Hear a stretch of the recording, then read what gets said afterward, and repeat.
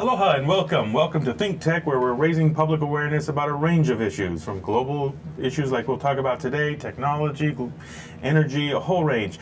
As part of the Think Tech series, today's show is Global Connections, and I'm your host, Carlos Juarez. It gives me great pleasure to welcome today Betsy Kawamura, who's going to give us a good insight into some interesting developments happening in North Korea, some opportunities here and there. But most importantly, I want to remind our listeners we're coming to you live from Pioneer Plaza in the core of downtown Honolulu, and remind all of our listeners that we do broadcast live on the internet, normally at 2 and at 4, but as well other times when we have shows. All of these shows, of course, are streamed live on ustream.tv and Spreaker.com. Those links you can find at our website, thinktechhawaii.com. If you'd like to join us someday here in the studio, please contact us. You can write to jay@thinktechhawaii.com. That's Jay at thinktechhawaii.com. And so, joined today by Betsy Kawamura. I'm delighted to welcome you, Betsy, and thank you for coming. Well, thank you, Carlos. Yes. This is great. Yes. And I look forward, one of the things as a peace activist, you're involved in a variety of things, but particularly focusing in recent times on a relatively new NGO, a non-governmental organization that you've helped to establish and carries on a lot of interesting work. Women for Nonviolence in Conflict and Peace Zones. Yes. And so maybe just at the outset, give us a quick snapshot about this organization and anything you care to share about yourself, your own background, and how you got interested in this. Okay, thank you so much. Well, how should I begin? I lived in 3 different regions of the world: Japan, USA, and Europe. And most recently, it has more been in Europe. Mm-hmm. And living in the Nordic areas, the Scandinavian countries are very strong on gender equality and human rights issues. Mm-hmm. And of course, it's a very rich country, and they have the luxury of affording that. But I took this opportunity to create a presence for myself because I am myself a survivor of childhood and adult sexual gender-based violence. Mm-hmm. And I realized that there is a need, or there is like a calling for women from Far East Asian backgrounds mm-hmm. to talk about the issues that happened in the past, to create a way to empower and platform other women survivors. Mm-hmm. Now, I had done this in Europe for a while. It was very interesting because I wanted to create international awareness. But it's such a serendipity places me here in Hawaii, and I have established, registered properly Women for Nonviolence in Norway back in 2012. But I've been working on, women's rights issues, especially with North Korean refugee women, for the past, 11, 12 years. Mm-hmm. So I definitely know, newcomer to the so-called industry, and as well as drawing my experiences as a child when my incident happened in Okinawa during the Vietnam War. Mm-hmm. So what I'm trying to do here in Hawaii is basically bring my international network experience and to bring enlightenment and awareness to the students and the civil society people here in Hawaii to learn more about what is going on in terms of general issues of gender-based violence, both in peace and conflict zones, and North Korea would be considered like a high-risk area. So, I of course, it seems like I tend to work in very difficult areas. I like challenges, I suppose. That's the reason why. And I really like how you put it there. In fact, you born and had part of your childhood here in Hawaii. Mm-hmm. You had this life experience working in the professional level, parts of Asia, parts of Europe, and yet as you come back now to Hawaii, it's bringing some of that insight, some of that knowledge, seeing how these things have played out. And I know one of the things I know we want to talk about is what are the challenges of working on these tough issues, but also what is the opportunity, the role, and particularly our young generation, people who are both eager to want to get involved, make a difference, and tell us maybe just a little bit about your own background. You grew up here in Hawaii yourself, but you mentioned Okinawa was part of it as well. Yes, I'm actually born in California. I guess we call ourselves a katong or something. Yeah, the katong, okay. So I was born in California, in Sacramento, but when I was very young, my folks moved to Okinawa because my father was a contract worker for the U.S. military. Yeah, and he was, basically working as an engineer, so we spent about a good 12, 13 years in Okinawa. But around in 1974, as the Vietnam War was ending, most of the contracts were basically cut off, and so my father, had no choice but to return home, which was Hawaii. Yes. So when I was about 12 or 13 years old, we came back here to Hawaii, and, unbelievable, it's about 40 years ago. And so I grew up in here, went to Sacred Hearts Academy, University of Hawaii, graduated top 5%, nice, and then went to San Francisco to get my MBA, and then there I met my Norwegian former partner. Yeah. And in the 1980s, Norway was not the Norway you see today. Yeah, it wasn't quite on the same radar. No. You fast forward a couple decades, and as you know, I mean, it is together with some of the other Scandinavian countries, I mean, very deeply connected on, refugee issues, Yes. humanitarian issues, and, as a country with tremendous prosperity, too, it's had an ability to harness some of that and put it to use, right, and provide Absolutely. a lot of focus on development assistance. Here we are in Hawaii, middle of the Pacific. I like to remind, people, it's not the remote isolated. We are, in many ways, the center of the world. So Right. much of it is connected here. Right. We often say east-west, but I often remind people it's also the north-south. We are Absolutely. at that bridge. North Korea, of course, a place that, gosh, seems like every few months it kind of, you get the sense that the leader's got to sort of rattle his little, saying, and just in the last few days, actually, I think this morning I woke up to hear, well, a couple of more, missiles have been tested. Right. But of course, it's a deep and long-standing challenge for us. And you have an issue where increasingly, I want to learn more about the issue of refugees. So there are people from North Korea who've gotten out of there and are now, in some sense, either as refugees in Europe or parts of the U.S. Yes. Tell us about the refugees. I think this is one of the issues that not too many people are aware of. Most people assume that, and it's right, that North Koreans are considered like, as equal as like South Koreans. There was about 25,000 who are in South Korea, and the number is especially, expected to grow. However, not too many people realize that for many of the 25,000 who actually land in South Korea, many of them, really face discrimination, harassment, and bullying from the South Korean ordinary citizens. Yeah. And it's quite common because of the economic pressures in South Korea are so fierce that what they perceive as extra competition, or perhaps as a cog in the wheel of this society where competition is going so fierce to not to be a loser behind China or Japan or any of the other countries, is making them really over the top competitive. So what happens to some of the North Korean refugees landing in South Korea is that they find themselves very sadly embittered. Yeah. They find that that trying to create economic parity with their fellow South Koreans is almost impossible. Yeah. And I'm curious, how do they end up there? Do they just go through a fence? Do they get some way out? I mean, it just seems like not obvious because we have this image of North Korea being a pretty closed state, controlled. Well, Carlos, if it was a matter of just going through a fence, you would floods of them, right. You wouldn't course. have anybody left in North Korea probably except for a few. But you've got a sizable population that has kind of Yes. managed to get out now. What happens is that they basically you have to go through unfortunately human trafficking. It's a very tragic situation. They have brokers, they have traffickers. Either on the border, they could be Chinese or Chinese Korean or North Korean. Yeah. Former defectors or refugees are often help enable this. So they have pre-arrangements on people on the other side to bring them through the rivers. Now one of the issues is that since Kim Jong-un has come in, the borders between North and South Korea, North and China. North Korea and China has really tightened. So the security has become really draconian. And perhaps in the past that was a more open, fluid border, at least maybe somewhat easier. Well, I suppose that during there's different techniques. Some people say during different parts of the seasons when the water's not so frozen or when it's frozen. There's certain seasons, there's certain times of the day when the guards are perhaps not there as often, or they don't seem to be. They seem more distractible. Is another way that somebody else put it. So one has to really understand and know the situation and the timing. But the thing is that China. The biggest problem to this whole equation is that China does not recognize the North Koreans coming in as refugees. They see them as so-called economic migrants, and they're forced back. Yes. And this is a violation of what China signed up to the 1951 Convention for Refugees, for the protection of refugees, and which they do not uphold. So I think as long as you do not have China's commitment to provide protection for the North Korean refugees, you are always going to have this incredible traumatic instance of North Korean refugees and defectors trying to come in to scramble for their lives. Yeah. So for instance, my friend Mrs. Park, she's featured in my documentary produced together with Panis London called Under a Different Sky. And she escaped North Korea. She was hiding in China for 7 years. She's made it for 7 years, and she was unfortunately bought by this Chinese farmer. So they had a child, but she was caught, forced back into North Korea, experienced prison in China, North Korean detention camp, prison camp, as well as being human trafficked twice. So she eventually, to make the long story short, she eventually found her way out of North Korea again through the aid of a trafficker. But what is tragic in this instance is that many times you have near relatives the near relatives are, perhaps they're trying to do you a favor, but it's like, and what price is the favor if you know that your daughter or somebody is going to go through human trafficking, which means sexual violence? Yeah.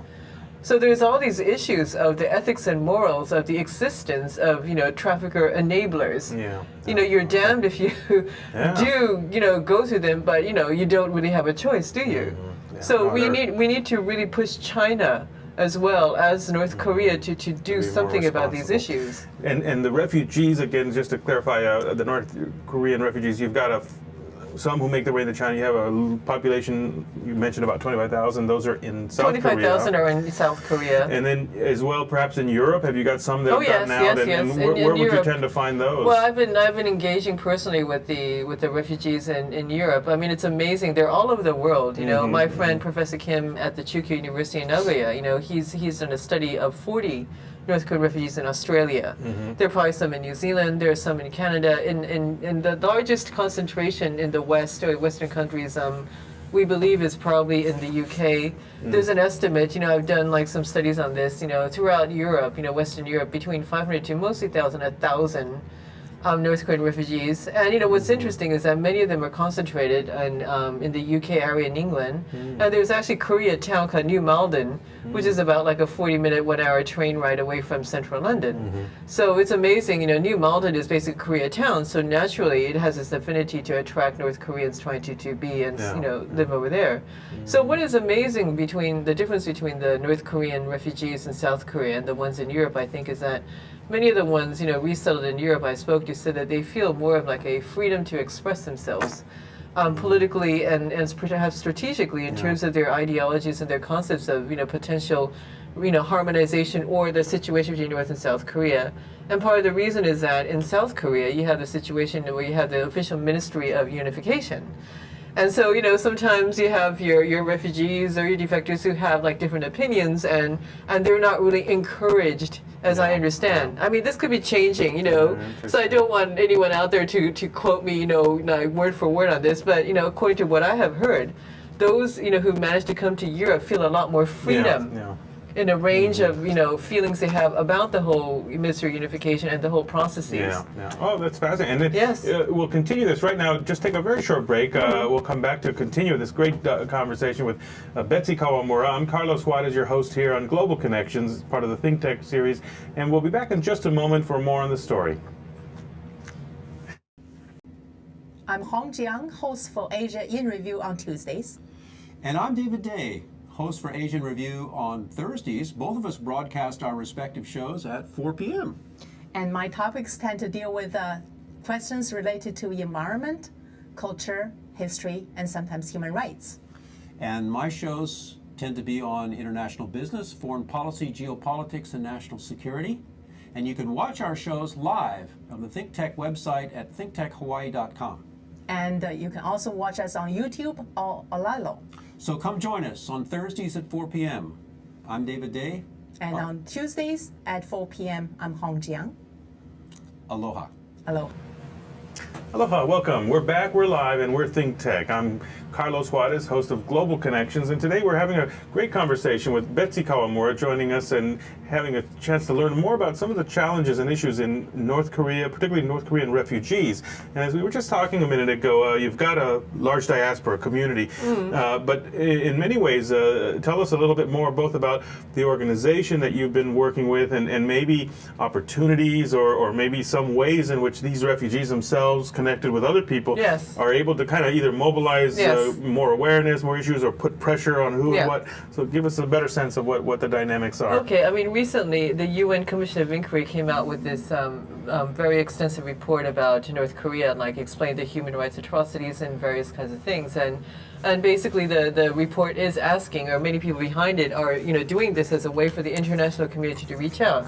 Now, one of the things is that, obviously it'll be difficult for you and I to go to North Korea unless, some kind of diplomatic something happens. And, I would still think twice about this. But what we can do is to perhaps like platform the voices of the North Korean refugees or the defectors that left the country and to try to platform their voices in a very safe and secure way. And so a few years ago I came out with this idea of the Voice of Free North Korea, which is basically to have like very short, maybe like 5 to 7 minute vignettes of the North Korean refugees who wish to tell their story.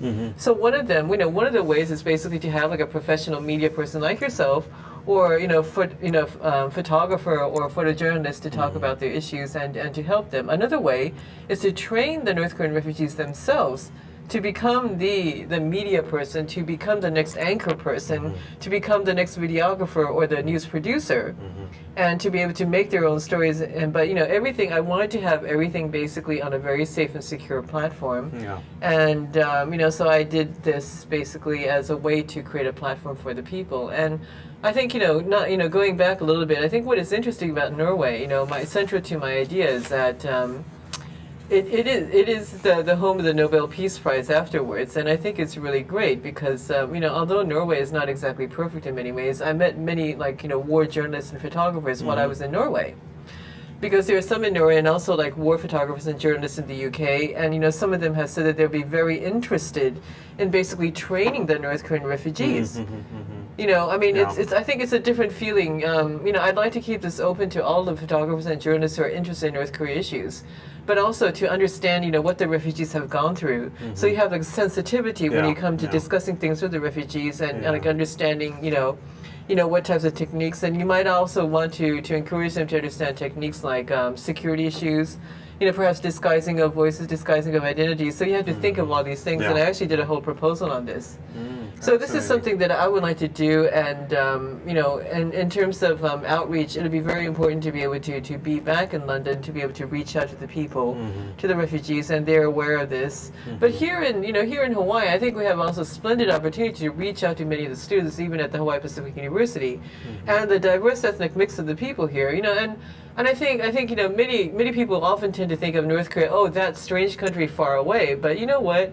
If you scratch the surface of your family tree, of your family ancestry, it's very likely that if you have any Korean blood in you, maybe your father, your great grandfather, your great great grandfather, your uncle is somebody actually was a diaspora from North Korea. Yes. Yeah. So the issues of North Korea are not so far away and so exotic, And so, I'd like to reframe the situation so that, we in Hawaii can think about, okay, there's that country that I have blood relatives there. Perhaps, and very likely still exist in North Korea. And, you never know. Some of your blood relatives could be in a prison camp. Yes. I mean, think about this. So when you start thinking about your own blood relatives in a prison camp, I mean, there is a reality there. So it creates this urgency, like it is also their personal issue. It's no longer just an issue of those people in the Ministry of Unification or those people in the Sixth Party talks. It becomes your individual concern that I have actually relatives, in North Korea, and they could be either sitting in a prison camp right now or be threatened to because of this three-generation policy of putting any persons they consider treacherous in the prison camp system, or they call them re-education camps, however you wish to put it. So I think that being here in Hawaii is a splendid situation, and as I told you before, I have the honor of having my first HPU student as an intern, and it's really great because not only does the North Korea issue concern human rights, but also gender issues. Yes. Because about not too many people know this, but many have estimated that over 70% or 75% of the refugees fleeing from North Korea are women. It's an extremely high incidence of women leaving North Korea. So the whole issues of sex trafficking, human trafficking, general concepts of gender-based violence and gender inequality becomes really main and central to this theme. That's a fact that wouldn't seem obvious at first. You think, who's going to get out? Well, somehow you'd have this image that it might just be the men who are fleeing, who are more physically able or something. Not quite the reality. No. And again, the issue of this opportunity to both understand the issue and help share it, I think what you're describing too is letting the refugees themselves have a voice, that they can tell their story. They can humanize it on some level, and that will help mobilize both awareness but also some pressure. And there, I mean, on one hand, what I think it speaks to, young populations that want to get involved, get connected. I mean, one way is to sort of become a player, become a diplomat. That's very few people will do that. More likely, people will want to find ways that they can get involved in organizations like yours that you've got organized, and trying to, I wonder. I thought I would ask you maybe a different angle. Is you come from you've got a lot of passion over this issue, and yet, you also come from a world, many years of experience, particularly in Europe, but also in parts of Asia, in the corporate world, where you were, as I recall, maybe in the healthcare, Yes, in the different related pharmaceutical industry, industry. right. Yeah. And yet, I'm curious, like, what either lessons or insights do you draw from that? Because you've in some ways retooled yourself, and you've got a Yes. sort of a new focus. Yes. But that prior experience, and even you mentioned your MBA that Yes. you did after leaving UH, Right. and it both brings you a way of thinking and a way of organizing. And maybe my question would be, what do you draw from that professional experience that's helping you now to rethink this? Because there are different routes to get involved with this, and some others may go just strictly human rights and sort of the international relations. You've come at it from another angle, both personal, but also your life experience, working Yes. in the UK, working in Norway, working in Japan, Yeah. has helped you create, Well, I wanted to let you know that actually, like, running an NGO is a corporate strategy. I mean, it's basically, it's non-profit, but still, you have to have vision, you have to have a strategy, and you Yes. have to have like some kind of like what is that? Milestones, and I'm thinking in Norwegian right now. Maybe benchmarks or goals exactly. and so that's what you really deliverables, outcomes, all need, of this, So yes. all my MBA, my Master's in Business Administration and International Marketing, International Relations at San Francisco State University really helped out. Yeah. And so people underestimate that for human rights advocacy and human rights campaigns to be really effective, you cannot run out of chaos. You have to have a strict plan of your target audiences. Okay, if you're going to do grassroots campaign, you have to approach them that way. If you're going to go to the Ministry of Foreign Affairs, Ministry of Defense, or the Parliament, or members of the Parliament, you have to have an absolutely different approach. And I think also you have to also understand the importance of media. There's like social media that we have, but also more old-fashioned, like longer documentaries. So you have to be able to be quite diversified and also almost be a Renaissance person to be able to run all this. And also I think like one of the advantages that I have though is that I am a woman and I am Asian, Japanese, and I'm a survivor of gender-based violence myself. So that it adds, credibility and credential to what I'm doing. But I'm doing this all for a purpose because I think many times the biggest challenges I think you asked me about the biggest challenges before is that society, unfortunately, to this day in the year 2000, has a way of undermining or like having like some kind of preconceived notion that survivors of gender-based violence or any kind of violence are somehow weaker, vulnerable, not as good, or not as fit. And so we have this additional hurdle to go over. So my concept is to push the envelope. So I've been able to deal and to work with a Nobel Peace Laureate woman, and I have like a good relationship with the Nobel Women's Initiatives in Ottawa, Canada. I've been invited to their platform, their conferences before, and I've been known to be able to try to platform the voices of North Korean refugee women. So for survivor women like myself, with like a strategic look at certain things, I think we have to create some kind of like strategic planning, whether it's short term, medium term, or long term. And especially if you're working with North Korea issues, it's absolutely imperative to have those strategic, benchmarks and strategies in the forehand.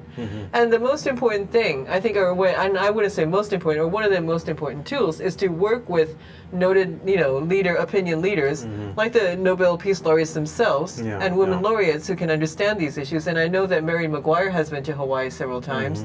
So, I'm blessed with the opportunity, because in Norway, the Nobel Institute itself is free for anyone to attend their seminars.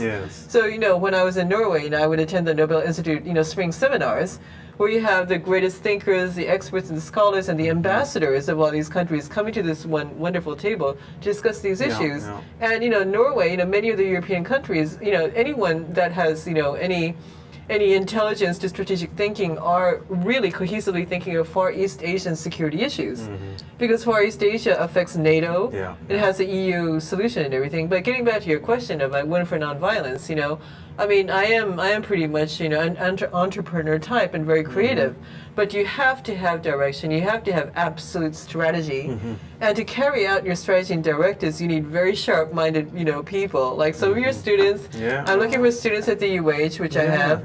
And so, it cannot be, in my opinion, it just cannot be chaotic, demonstrations. No, absolutely. And not only that, what I'm always fascinated in, and this plays out in different ways, you need people with both the experience and maturity and insights that you've gained from just your live experience. You also often need that sort of fresh, young perspective. Oh, yeah. They have an ability to cut through all this. Yes. And, they may know some of the history, but they also know often when people have either a lot of baggage or Yes, or absolutely. something that is kind of in the way. I've always been fascinated how young generation people have a way to just, put it at the simplest level and often look at us and say, gosh, you don't get it, or how can Exactly. you, how can you have missed that, Yes, Right, yes. right. And when you obviously talking about something like Korea, I mean, there's so much emotional and historical baggage there, and the different generations that have lived through different things, and it's a very, very complex sort of chess game going on. It is Korea, North and South, but it's this other puzzle of the other powers that are there in the area and their role, their interests, and so it gets complicated, and yet you need that different set of lenses, if you will, at the table, right, to help move that through. Now, one of the things, and you mentioned it only, passing very quickly, but I want us to elaborate a little bit more on, and in a moment we'll come to a break, but I want to probably speak to it a little bit, unravel it more, and it's dealing with both the role of the media and maybe the changing nature of our information technologies, and the instantaneousness of certain things, how that has really both impacted our awareness of things, but also given us opportunities to get voices out there, to get Yes. more connections. We'll kind of leave that for now on the back burner. But one other thing I wanted to ask you briefly, because you've been involved with this issue for some time, and maybe just back to the refugees and what is their role? I mean, you're describing some of it as them having a voice, them being Yes. the ones who can sort of help mobilize awareness of it. Beyond that, I mean, do you see them, I don't know, in some ways either facilitating directly dialogue, giving us greater awareness? This is one of the things that my concentration is. I think it's from my personal experience of going through gender-based violence, and a lot of times in the high-level peace negotiations, you never see, like survivors in the negotiation room That's right. on track 2 or track 1, the high-level peace. Somehow we're sitting in the back or outside the room where all the VIPs are there negotiating, and I always thought to myself, there's really something wrong with this equation. Why is it that the people who have personally experienced the traumas and the horrific things on their skin, why are they excluded? And this was my rigorous, my absolute rigorous, reaction for me to make the one for nonviolence is that, basically the people, the refugees themselves, who know what it's like to escape from the regime, and they know why they wanted to escape. I think that they should be the ones basically to have the very much the integral part of the decision making. It's very interesting because I think more and more think tanks and more NGOs and even the government sectors are reflecting some of the things I'm saying. I'm reading more of the new media and everything, and there's these studies and books coming from South Korea talking about the importance, for instance, of North Korean refugee women being at the center of the political issue. And being the next peace breakers, the peace brokers, and I went as far as to think that, Mrs. Park, whom I have known for the last 4 or 5 years, when we first met, she spoke very little English, but after getting to know me, she was so motivated to learn English. I told her about the stories of Aung San Suu Kyi of Burma, Myanmar. I told her the stories of other Nobel Peace Laureates. I introduced her to Peace Gem in the UK, which is an educational support program by 12 Nobel Peace Laureates. And so, I was, maybe grooming, maybe going over the top, but I wanted to encourage her, mentor her, so that she has the idea that the possibility that, yes, maybe I could be a Nobel Peace Laureate in the future. So why not? Here's this incredible woman who survived, human trafficking and, being in a prison camp. And there she is in Manchester, basically delivering speeches and testimonies to members of parliament, different universities and everything, and having documentary films. And why not for her to be the new Nobel Peace Laureate woman? I mean, this is as ambitious as I would like to go, because I think it's important, and as I go back, one of the key issues is that I think it is such a shame, because refugees. The word refugees is not a very glamorous one. The word survivor of sexual violence, the survivor of torture, or any kind of trauma, there's nothing glamorous about it. So people tend to want to shy away from it, and you have to go through this next step to think that these are the people who could be the next active decision makers, the input, the stakeholders. Because it's their country. You and I could be sitting all we want with our incredible academic experience and the expertise and everything, but we are not from Yeah, North Korea, yeah. and we have not been in a situation of having to flee from there. That's right. Yeah. So I think that they have to have one of the central voices in it. So Yes. therefore, I thought the Voice of Free North Korea would facilitate one of the ways that it could express themselves. Yeah, yeah. So, I think that this, going back to the UN Commission of Inquiry report, I mean, I know some of the people who made the report, they don't expect for every person to read like 300, 400 pages, but I think as Mrs. Park said, what's important is for some of us, or each one of us, to at least have an opinion about it. Yeah, yeah. And I think like, catalyst, human rights activist movement, or diplomacy change, or, convention change, resolutions, or new, or legal changes, paradigm shift. And another thing I think is going to be equally as important, and this is basically statistics and population growth. You're looking, for instance, at the North Korean refugees being in Europe as like an epoch of a new generation. They're going to be children born to North Korean mothers and fathers, Yeah. who are going to be born in London or Germany or Netherlands or Sweden or Norway or somewhere, where they're going to be like trilingual, maybe like Chinese, Korean and French, Chinese, Korean, English, and they're going to be growing up with an absolutely different way of looking at the issues. Yeah, So yeah. I asked Mrs. Park, she has 3 kids. Have you told your kids about what it was like in hiding in China and North Korea? She said that she's been pretty open. So these children Yeah, growing yeah. up, they could be potentially the new generation of the peace mediators, Yeah, yeah. bridging it. So for instance, I came from a dinner we both at the Pacific Forum. So I was really glad that Ralph Costa said something about the fact that the Young Leaders Program, like he got 7 or 8 Yeah, of the people were refugees from North Korea, and I think he said like most of them were women. Yeah. I think that's wonderful. We need to have more of this, like young leader program. Perhaps at HPU, Yeah, yeah. perhaps at various other universities and think tanks and NGOs to encourage Yeah. the new leaders. Yeah, Or give else to them- have an opinion. So No, yeah, I couldn't even in agree. business schools. Speaking of business Yeah, schools, yeah. I bumped into my former professor, Dr. Heenan, at the dinner, and I talked to some of the professor at the UH Shiloh School of Business. And I wanted to maybe provoke them to say, have you done like economic analysis or potential business planning for North Korea? Of course they're looking at me with like, gee, But I think it's important for them to start thinking about this strategically. Yeah, yeah. Because nobody planned for the Berlin Wall to collapse. It just did. Yeah, yeah, yeah. And something similar could happen in North Korea. That's right. Very likely. Yeah, no, and the challenges that will present, because you've got, by now actually 2 generations that have been split, but when it does happen, it could take different forms. It could be a pretty scary scenario, or it could be something, perhaps from what you're describing, if it's some careful thought is in there, that it could be some process that is more carefully managed. And we will obviously look at the example from Germany as it got reunified, but that was not quite as comparable. The differences were not as stark, Right. and yet even there you had mass discrimination that occurred towards the East Germans and so on. But there was a huge investment that came from Germany. It was costly at first, but you fast forward 20 years and it's been a remarkable success. But main point is that East Germany, as repressive it was, Yes. it was nevertheless a pretty industrialized society, and it was able to make that reunification easier. The challenges for North Korea, for various reasons, would be so hard. I mean, part of it is again the longer period, and then just the bleak and stark difference. Even as I understand it, physically, the countries have been, developing so differently. All right, that the challenges can, just have to be seen as much more.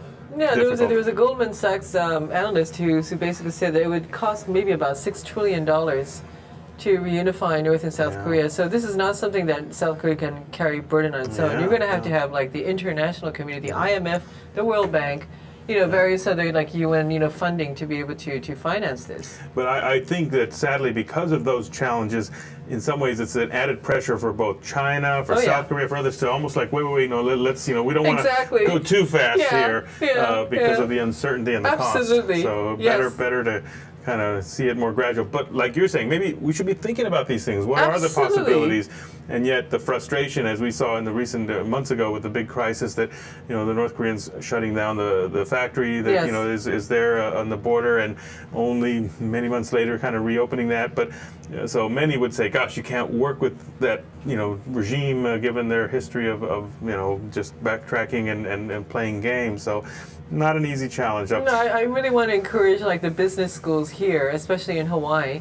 You know, I mean, whether it's UH or HB or Chaminade or anything, or Yeah, yeah. even like the community college business schools, to really start thinking about this now. Yeah, yeah. I mean, you know, this is not something reserved only for the PhDs and the think tanks. Yeah. I mean, because if you only reserve for the PhDs and think tanks, there's not going to be, as you said, the youth generation with innovative ideas. Yeah, yeah. You know, maybe it could be a combination of, you know, fiscal economies and social media together that create the change. You never know. Yeah, no, fascinating. Yeah. Well, I know we'll be coming here on a break in just a moment, and I'd like to go ahead. Basically, we'll come back in a few minutes. This is the Global Connection Show, part of the Think Tech series. I'm your host, Carlos Juarez, and we're joined today by Betsy Kawamura, who's done some fascinating work launching an NGO recently that's helping address a lot of the challenges of Women for Nonviolence in Peace and Conflict, and particularly focused on North Korea, a whole challenge there of refugees that are in South Korea, but also throughout Europe, but opportunities that they present, perhaps to both bring a voice to the table, help create more awareness. So join us in just a few minutes. We'll be back with a little more on the story. Castle and Cook, Hawaii. Investing in Hawaii, creating communities, and providing for the needs of our state. Collateral Analytics, empowering the real estate industry to make better informed property investment decisions. The Foreign Trade Zone, bringing the benefits of the Foreign Trade Zone programs to Hawaii businesses and entrepreneurs. Galen Ho, a senior executive of BAE Systems, a global defense, security, and aerospace company. Hawaiian Electric Company and its affiliates Maui Electric and Hawaii Electric Light Company on Hawaii Island. The Hawaii Energy Policy Forum, incorporating diverse perspectives to design a flexible and forward-looking energy strategy. Hawaii Energy, the state's energy and efficiency program created to help Hawaii's residents and businesses adopt a clean energy lifestyle. Hawaii Gas, helping Hawaii achieve its transition to clean energy and a better energy future. Hawaii Pacific Health, bringing technology and teamwork together to transform healthcare in Hawaii. The High Tech Development Corporation, attached to DBED, is the state's leading technology agency. The Scheidler Family Foundation, supporting educational, cultural, and charitable organizations, including Think Tech. Aloha and welcome back. We're live and we're Think Tech. This is Global Connections, and I'm your host, Carlos Juarez. We're here for the final segment. We're talking with Betsy Kawamura, who's founder of a recent NGO that is called Women for Nonviolence in Peace and Conflict Zones, and a wide-ranging conversation, of course. In this Global Connection show, we bring the world to you, and we bring Hawaii to the world as well. And you represent that in so many ways. You had obviously earlier connections here, did some of your schooling, and then ventured off into the big world. A lot of experience in the pharmaceutical and corporate world, but now with a clear passion to address a lot of these challenges. And as we've talked about this question of North Korea, I mean, what clearly it speaks to is the world we're in now, 2014. I mean, there are both technologies that help us create more awareness and diffuse information, and it speaks to this interdependence of the world. So you might be in England, you might be in Norway or in Japan. These issues are going to be important to you. And I wonder if you might just speak a little bit to the question of, again, how the new technologies we live under, the interconnectedness, how it all plays out and presents opportunities for people to, build more bridges, more connections. Well, what is apparent is that, like obviously, here in the Western world, we take Facebook and YouTube and everything as like a given. In North Korea, it's still a relatively new thing, although I heard that there's a lot of people with mobile phones in Pyongyang. But that does not mean that all the people in Pyongyang or in different parts of North Korea have the same level of accessibility to be able to call each other. And it's interesting that there's an Egyptian company that's supplying some of the SIM cards in North Korea. And also, so this touches on Article 19. It's like the freedom of expression and the freedom of information to even have access to this so-called internet media. What I think has already been happening is that there's different ways that the border between North Korea and China has you have telephones going back and forth and everything, so people are able to receive news from the north. And you have the Radio Free North Korea, and you have various underground radio stations, even one that's been I guess grounded or founded in Japan, that has underground journalists in North Korea doing reporting, which is a very, very, very dangerous thing to do. But there are undercover reporters in North Korea that are trying to supply information. It's very similar to, in a way, to the Democratic Voice of Burma. that I know pretty well. The NGO and Democratic Voice of Burma, they were situated in Oslo, Norway, so they had an office there. And, you know, for years and years, you know, they were doing highly treacherous work, and it was not until recently, because of the so-called democratization of Burma, Myanmar now, that people are able to go back in, so the Democratic Voice of Burma people are able to go back into their country to be in a relatively safe situation. Now, I do not recommend, you know, for anyone to venture out to be like a clear underground journalist or anything in North Korea, but the technology is there. It is there.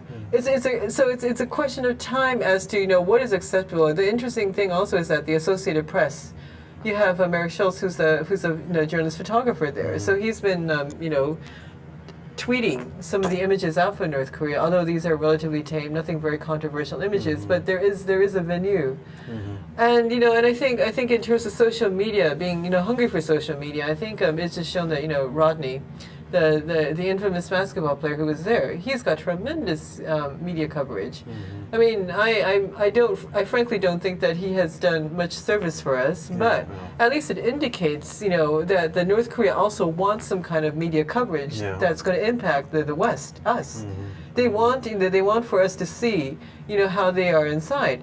So, you know, the opposite end on this side of the solution is that, you know, that's the reason why I decided to create or to press on with Voice of Free North Korea, is to create like an on-site central platform for all the different voices of the refugees to be able to talk about these issues, and to have some way to say that, okay, they want to create a way to create a worldwide awareness of what their opinions and issues are. And then another thing that we're thinking about is for the refugees of Australia to be able to have a chance to talk to, that's my phone, sorry, refugees of Australia to have a chance to talk to refugees of the UK and refugees of Japan. So if you have an online platform of these things, then you have the refugees of the different parts of the world being able to communicate to each other and to see, like, you know, I'm a North Korean refugee living in South Korea. What it would be like for me to be able to live in the UK or everything, and I can exchange the information. And so the Ministry of Unification in South Korea, for instance, could have a chance to be able to talk about, you know, what are the different needs of the refugees in the different countries. Building some links with them. And we were thinking that this would create a way for the civil society and the border and the immigration control persons to be able to raise and think upon, ponder upon the quality of life of the refugees in different parts of the world. And so ultimately, you know, because we know this, you know, we know that North Korea is looking at the websites of NGOs, human rights NGOs in Washington. My friend keeps on complaining about his website being hacked. And we know that, you know, about a year ago, or less than a year ago, there was this simultaneous hacking of NGOs in South Korea that were working on North Korean issues. So we know that North Korea is watching us. So if we do create this platform of Voice Free North Korea, it would be lovely if they would like to watch some of the stories, the vignettes of the stories that the refugees can tell themselves from this part of the world. And through this, you know, it's like a drop of water, like, you know, slowly, steadfastly beating on a rock. It actually does make a mark. And I think that this is one of the better ways to create some kind of global awareness of it. Because a person watching it has a choice: do I interact? Do I engage? Do I not engage? I mean, you know, maybe they feel personally not able to make a comment, but they can forward that to somebody else. And it gets around. It's a beautiful thing about social media these days. That's right. No, it's tremendous, and in some ways it empowers people to you know, to be a player, to be involved, to be a participant in ways that and, you know, and what, you know, the cost, I'd like to really remind people that to be involved in North Korean human rights issues, you don't have to put yourself in danger. You know, I mean, it's not necessary. In fact, you know, I really highly discourage anyone from, you know, being in a dangerous situation. But through the social media, you have a relatively safe way of educating yourself. And to, you know, if you cannot do anything else more than just talk about it or forward it, I mean, that's great. You're part of the dialogue, part of the helping to understand it more fully. And and I go back to this idea that, again, it speaks to, and whether you want to call it the democratization or the opening of space. I mean, people can get involved, and particularly the young generation we have today. And this is the world that they are kind of being socialized in. You know, instant information. I mean, maybe those of us who think it's important to also, you know, learn that background, the context, the history, but we've got to balance that with also harnessing these tools for our own, you know, awareness of what they mean. So it's a real interesting challenge. And it's been a great conversation. I've really come to learn a lot about both the challenges that we see in this issue, but on another level, the kind of opportunities that are there that we've spoken a lot about here, creating awareness, bringing together people, connecting them all over the planet. I mean, you've come to us most recently from Northern Europe, and here we may be in the remote Hawaii, but you're continuing a conversation, a dialogue that's helping to shape this issue. And as you put very well, Hawaii is well positioned for this. Both, we have a good understanding of the region.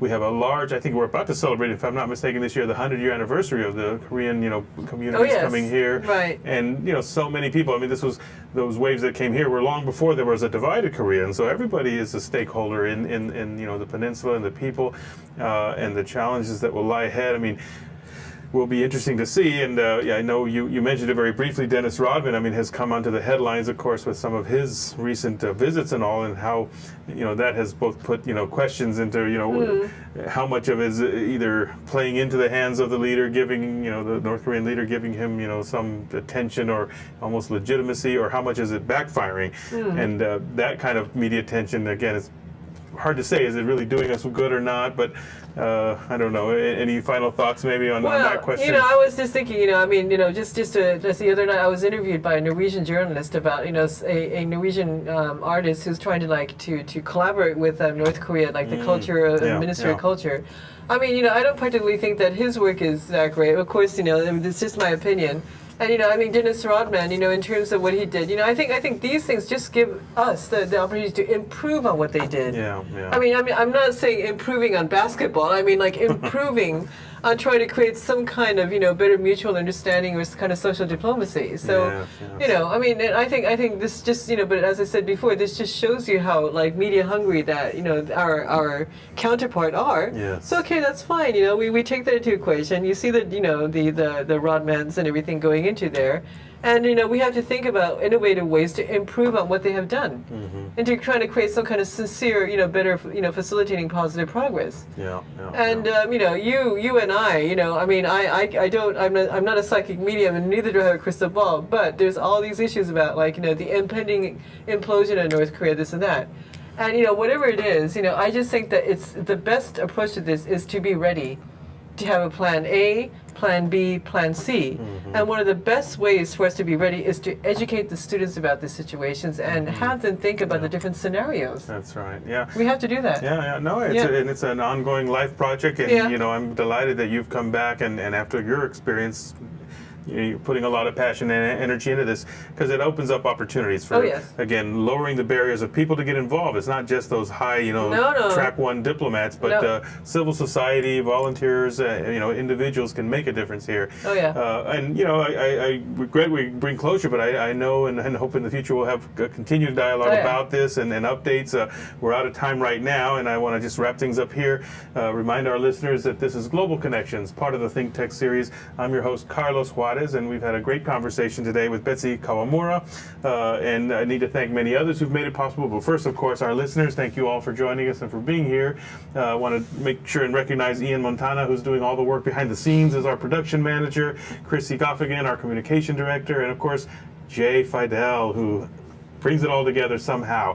And thank you, our listeners, for listening and for being part of our show here. Think Tech will be back in the next episodes, as we always will, our next shows. So stay tuned. Make sure you go to our website for any links and back issues, podcasts. And remember, we broadcast live on the internet at 2 and at 4 on weekdays. All of these shows streamed on Ustream.com, on Spreaker.com. Like us on Facebook, find us on YouTube, and of course, we'll see you here next for the next episode of Global Connections. Aloha.